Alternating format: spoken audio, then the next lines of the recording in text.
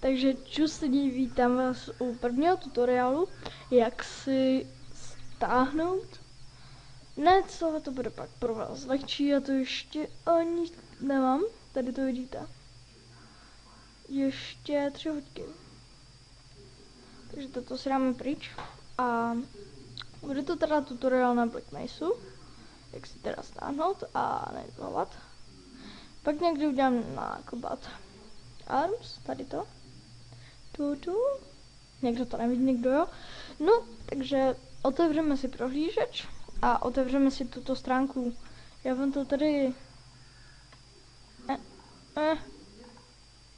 Fakt? Trošku na nic. No, takže tuto stránku budete ji mít v popisku a otevře se vám to takhle. Počkej, já vám to ukážu. Kša. Takhle a dáte si tam tuhle a tady budete mít takhle tuto. No, vy na to jenom kliknete, tak. A objeví se vám tato stránka, tady je nahoře 100, něco úplně divného, FG, jako Free Games, tady to vidíte. A najdete sem trošku dolů, a tady uvidíte Download. Tady si můžete kouknout na trailer a tady dát koment.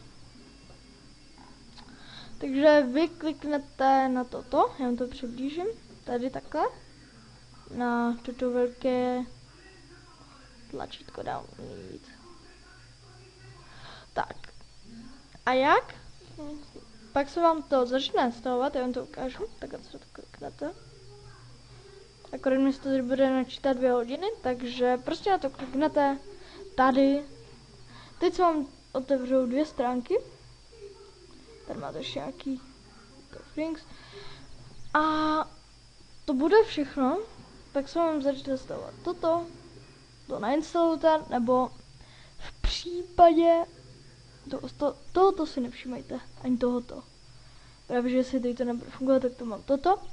Já vám ještě ukážu na Softonic, Downloader. Takže, jestli to chcete takhle, takže můžete Black, Mesa, toto dát pryč, kliknete. Tak, tady si najdete. A tak to není, takže musíme jít přes historii, protože já to teď nechci hledat zbytečně, protože bychom se tady tím dali hodně práce. Počkat.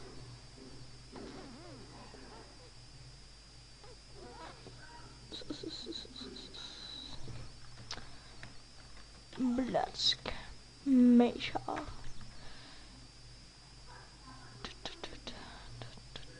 Tady. Tak. Tady takhle si otevřete tuto stránku, zase v popisku. Tady dáte Download, anebo... Jo. Tady dáte Download. A měl byste to začít stahovat, anebo když tak ještě tam někde bude Download, tak kliknete zase na toto Download. Tak, toto by bylo teda vše. Já se s váma loučím. Takže čus.